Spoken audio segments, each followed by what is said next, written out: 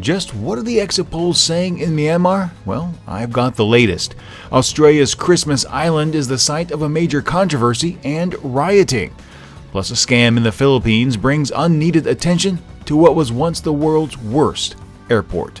These stories are coming up next. This is the Asia Brief.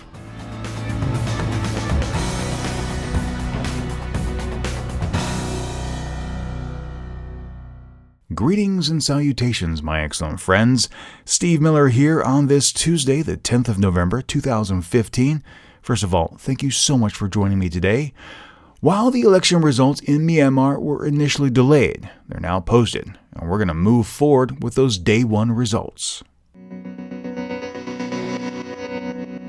Estimates were that about 80% of Myanmar's electorate came out to vote Sunday to cast their ballot.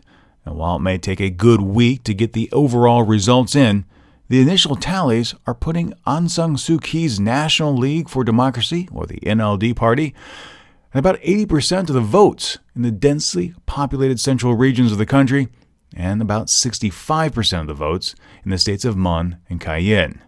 Suu Kyi, for her part, urged political candidates to face the election results with courage and calmness when she was addressing her supporters on Monday. Quote, "Victory or failure, that is not important. What is important is how we win or lose. Those who lose should bravely concede, while those who win should humbly celebrate the victory. That is true democracy." End quote. She stopped sort of commenting on the actual results of the election, as they're not official, saying, quote, "We will move forward together carefully. I don't think it's appropriate to speak about the election results until the official announcement has been made. But even though I don't speak about it, I believe our people will understand. Just keep calm and remain peaceful." End quote. But for some, well, the writing is on the wall. Myanmar's parliamentary chairman, Suu Kyi from the Union Solidarity and Development Party, the USDP, has already conceded defeat in these past elections. He was the first of what I'm sure are to be many more high-profile candidates to do so. Nationwide, poll data shows the NLD is crushing the vote, virtually winning just about every seat up for grab. The USDP said they were ready to be wiped out in Yangon, and it looks to be happening. If poll data continues along these lines, the NLD will have much more than the much-needed 67% for a supermajority. But all was not smooth on Sunday. There have been some accusations of irregularities made. Kyoto News reported hearing local media announcing allegations of bribery in some areas, with people in other regions claiming to have had their ballot papers stamped on behalf of officials at polling locations. The Election Commission, for its part, has announced it has only found 48 irregularities among the more than 40,000 polling stations, which, if true, is quite the accomplishment. Officials say protesters have set several fires on Christmas Island, an Australian-run detention center. This is following the death of an Iranian-born asylum seeker. The Immigration Department says it has withdrawn guards and other staff from the facility as a precaution. Apparently, the body of the escaped detainee was found on the island's cliff Saturday, a full day after the individual escaped detention. That looks to be the trigger that started everything. Roughly 203 men are being held at the Christmas Island facility. Many of them were intercepted on rickety boats while fleeing from war-torn nations in the Middle East and Asia hoping for asylum in Australia. Others happen to be native New Zealanders with criminal records awaiting deportation after their visas to remain in Australia were revoked. Australian opposition leaders are calling for a review of the conditions at the detention center. Quote, "There is a crisis inside Australia's immigration detention centers, and it's time for the government to start being upfront with the Australian people about what it is doing and to ensure proper independent investigation and review of the conditions and of the management of these facilities." End quote. That was from Australian Senator Sarah Hanson-Young. The United Nations, for its part, is also pushing back at Australia. The top human rights body took Australia to task on Monday over its asylum-seeking policies. In fact, more than 100 countries took part in the United Nations Human Rights Council review of Australia's rights record and condemned the country's tough immigration policies. Swedish Ambassador Veronica Bard criticized Australia for being the only country in the world that uses offshore processing and mandatory detention of asylum seekers. She also voiced concern about allegations that Australia was sending asylum seekers back to the countries in which they had fled, violating the principle of non-refoulement and thus its international human rights obligations.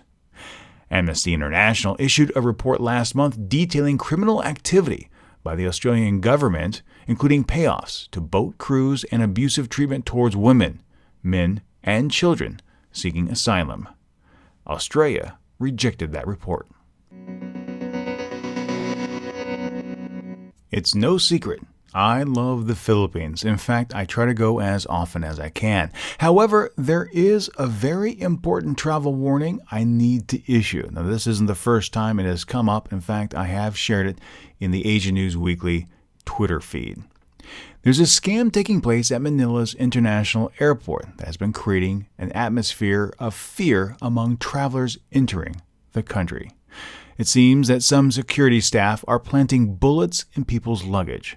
Visitors are then asked to pay a small fee, a bribe, to persuade the staff to turn a blind eye, as it is illegal in the Philippines to possess live ammunition. Passengers end up paying somewhere between $10 and $640 in bribes, according to reports. In fact, one OFW, an overseas Filipino worker, was detained for several days and missed her flight out of the country. She says the bullet was planted in her carry-on luggage. 2 Americans were also said to have fallen victim to this scam when passing through Ninoy Aquino Airport. One was detained and then released on bail, while the other, they paid the bribe.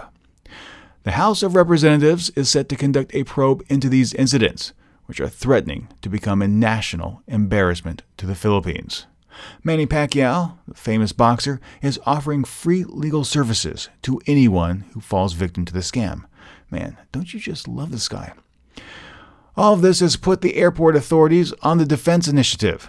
They say the cases of scams are isolated and should be studied carefully, particularly after one of the victims later changed their story and admitted to owning the bullet. The airport's general manager had this to say: "We have processed more than 10 million departing passengers. And how many cases have been brought to the media? 5. But I'm not saying 5 is a small number. Even 1 is good enough for concern as the Manila International Airport Authority is concerned." And you know what? He's right. But keep in mind that Ninoy Aquino Airport was ranked as the world's worst airport between 2011 and 2013 by the travel website The Guide to Sleeping in Airports. So he is going to spin it any way he can. Well, my friends, those are the stories for today. If you have a thought, if you have an opinion, please do share them. I'd love to hear from you.